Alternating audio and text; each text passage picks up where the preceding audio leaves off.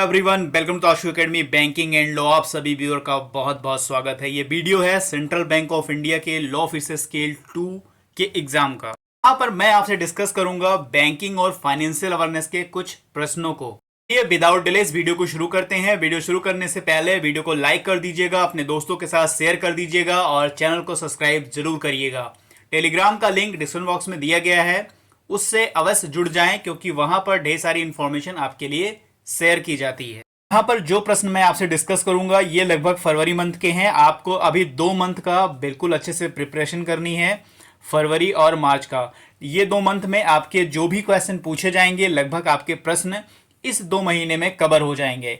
इसमें बजट का जो क्वेश्चन होगा वो काफी इंपॉर्टेंट रोल प्ले करेगा क्योंकि बजट से 1 या 2 प्रश्न आपके एग्जाम में पूछे जाने की पूरी संभावना है। यहां पर मैं आपसे डिस्कस करूं अगर, तो जो आपका 30 मार्क्स आने हैं, ठीक है, इसमें आपका प्रोफेशनल नॉलेज लॉ का भी आना है और इसी में आपकी बैंकिंग अवेयरनेस भी आनी है, ठीक है। तो इसमें या तो रेशियो 20+30 का हो सकता है या फिर 15 और 15 का हो सकता है, ठीक है। अगर 20, क्योंकि ये लीगल स्ट्रीम का पेपर है, तो 20 क्वेश्चन लॉ के होने चाहिए और 10 क्वेश्चन आपके बैंकिंग अवेयरनेस के होने चाहिए, या आपके 15 आपके बैंकिंग हो सकते हैं या 15 आपके लीगल के हो सकते हैं। तो जो भी होगा वो आपके एग्जाम में पता चलेगा क्योंकि यहां पर ऐसा कोई इंफॉर्मेशन नहीं दिया गया है, ये एक आपका अनुमान हो सकता है। Recently who among the following chaired the 49th GST council meeting in new Delhi. इनमें से किसने जो है 49 जो जीएसटी काउंसिल की बैठक हुई है उसको चेयर्ड किया, उसको अध्यक्षता की है। तो इनमें से कौन है? तो वो है निर्मला सीतारमण। अच्छा, इन्होंने ही इस बार बजट पेश किया था। तो बजट जो है आपके एग्जाम के लिए काफ़ी इंपॉर्टेंट है। तो जो भी अभी तक आपने पढ़ा हो वो कमेंट में आप करके बता सकते हैं। जो भी बैंकिंग टर्म से जुड़ा हो, जो भी आपके फाइनेंशियली जुड़ा हो, वो आपके एग्जाम के लिए इंपॉर्टेंट हो सकते हैं। तो यहाँ पर निर्मला सीतारमण जी ने क्या किया है, जो 49 जीएसटी काउंसिल मीटिंग है उसको इन्होंने होस्ट किया है। Identify the lender that has won the 30th Aegis Graham Bell awards the innovation in consumer tech category. इनमें से किस बैंक ने, किस लेंडर ने 13वां एजिस ग्राहम बेल अवार्ड जीता है, किस कैटेगरी में? Innovation in consumer tech category में जीता है। तो वो कौन सा बैंक है?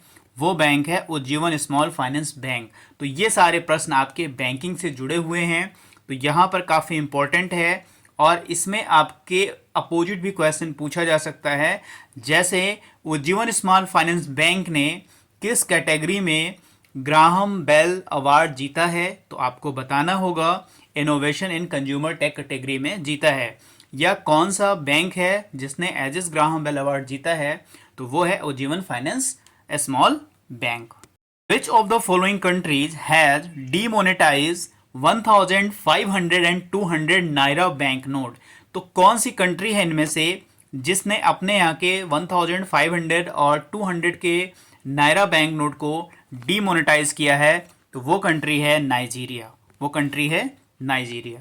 According to rating agency CRISIL, कभी कभी ये भी पूछा जाता है क्रिसिल क्या है। उनमें से बहुत सारे ऑप्शन होते हैं और एक ऑप्शन होता है कि रेटिंग एजेंसी। तो वहां पर अगर क्रिसिल को पूछा जाता है तो आप वहां पर आंसर मार्क करिएगा rating agency. India GDP will grow by in financial year 24। तो जो 2024 का फाइनेंशियल ईयर होगा उनमें जो है इंडिया का जीडीपी क्रिसिल के अनुसार कितना ग्रो करेगा, तो वो होगा 6%। Which of the following organizations or ministries has notified the introduction of Foreign Contribution Act related transaction code in NEFT and RTGS systems? इनमें से किस ऑर्गेनाइजेशन या मिनिस्ट्रीज के द्वारा नेफ्ट और आरटीजीएस सिस्टम में जो हमारा फॉरेन कंट्रीब्यूशन एक्ट है, इस एक्ट से संबंधित जो ट्रांजैक्शन रिलेटेड कोड हैं उनको लिस्टेड करने की शुरुआत की है? तो वो कौन सा है? वो है रिजर्व बैंक ऑफ इंडिया ने ऐसा करने के लिए अपने आप को लिस्टेड किया है कि अगर ऐसी चीज़ें होती हैं, ऐसे लेन देन होते हैं, ऐसे कोड शुरू किया है आरबीआई ने जो फॉरेन कंट्रीब्यूशन एक्ट में इन्वॉल्व होते हैं। Recent stock market terminology term RTA refers. यहाँ पर आरटीए जो हमारा एक वर्ड है, शब्द है, वो इनमें से क्या रिफर करता है, इसका मतलब क्या होता है? जो एक स्टॉक मार्केट का टर्मिनोलॉजी है, एक स्टॉक मार्केट का ये सब्जेक्ट है। तो आरटीए का मतलब होता है registrar and transfer agent. Registrar and transfer agent RTA का फुल फॉर्म होता है जो स्टॉक मार्केट से रिलेटेड है, क्योंकि ये हाल ही में न्यूज़ में था और इससे जो इसका फुल फॉर्म आपके एग्जाम में पूछा जा सकता है। Which of the following organization has announced to provide 1.78 billion US dollar in assistance to Turkey, यानी तुर्की को जो है इनमें से किस संगठन के द्वारा 1.78 बिलियन अमेरिकी डॉलर की सहायता यानी असिस्टेंस दी जा रही है? वो है वर्ल्ड बैंक। वर्ल्ड बैंक के द्वारा 1.78 बिलियन अमेरिकी डॉलर तुर्की को असिस्टेंट के रूप में दिया जा रहा है, उनकी सहायता के रूप में वर्ल्ड बैंक ने दिया है। Omni card is a PPI license by RBI to provide India's first omni channel spending platform with UPI services for individual as well as businesses. Here what does the first P stand for the abbreviation PPI. आपको ये जानना है कि RBI के द्वारा एक licence प्राप्त PPI है ओमनी कार्ड, ये याद रखिएगा, ठीक है। और यहाँ पर सिर्फ आपको पीपीआई का मतलब बताना है। उसमें पहले पी का मतलब पूछा गया है, तो पहले पी का मतलब होता है प्रीपेड पेमेंट इंस्ट्रूमेंट। पीपीआई मतलब प्रीपेड पेमेंट इंस्ट्रूमेंट होता है पीपीआई का पूरा नाम। विच of the following companies has launch a special G20 theme QR code.